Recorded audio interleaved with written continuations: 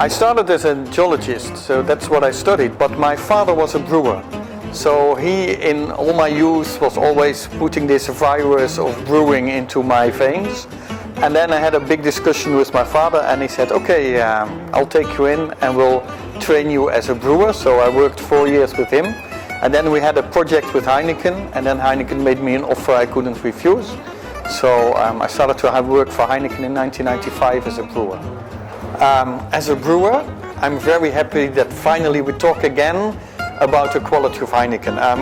In the last decades, you saw in marketing, we're really talking about the moments of drinking and the experience around it. And that's very good. I really like that. But we also felt that consumers want to know what they drink and where does their beer come from. Yeah, well, in the end, you need experience. Brewing is a craft, a craftsmanship.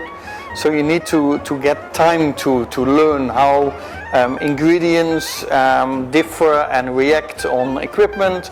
So normal master brewers around 15 years of experience, multiple breweries. So you understand how to adapt your process a little bit to get always that same taste. Well, I mostly refer to the original taste, the original flavor, because this is what we do all the time. If we want to brew in different countries, in different breweries, we need to assure that the Heineken you get is always the same taste. This is where the craftsmanship of the master brewer comes in. You need to adapt your recipe a little bit on the equipment and the place where you are, so that you always get this nice beer. And don't forget that when we started with the Heineken beer in 1873, the equipment was really different. And it was wood and there was no cooling, a lot of difficulties. We have very strict specifications on how water should be and malt should be and hop. And water, if you have water which does not is according to our specification, we force you to clean it completely. Then we clean it and we add the minerals to the same amount as in the Netherlands. And the same for malt. If your malt is not good enough, then you have to import it. And the hops in a lot of countries can only be imported. Well, in taste for me is like, and in how you look for, it's a very clear beer. It's a very refreshing beer, and it's refreshing because the yeast, the A yeast, makes a very nice fruity flavor. And it's helped by a balance between sweetness and bitterness, and that together gives you, I think, a nice full malt, very refreshing beer. The yeast is the core factor for the Heineken beer, and especially it makes that fruity flavor. So we do everything to keep that yeast happy.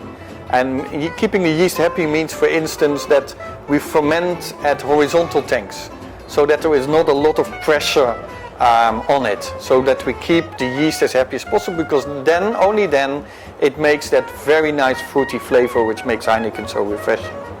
Here you have the hops, so pellets of hops, which is, it tastes and smells, but taste now is not bitter. It only when you boil it, then it becomes bitter. We use the hops for the bitterness, and the malt is for the sweetness, the alcohol, and the bubbles, the carbon dioxide and foam. And all that is the recipe to get always the same beer. And then every month we send an email to the brewery on a certain day and say, now you have to take 2 cases of Heineken, send it to us, we taste it, we analyze it, and then we check if it's good or not. I'm very glad as a brewer that we finally talk again about what Heineken is about. And that's really about the beer. This is a great beer.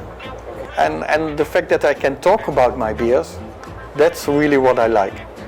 You need curiosity in brewing, because you need to want to know why things are different. It's a natural process. Every time things are changing, and how do I adapt? But without passion, you don't make a great beer. So passion is a very big ingredient.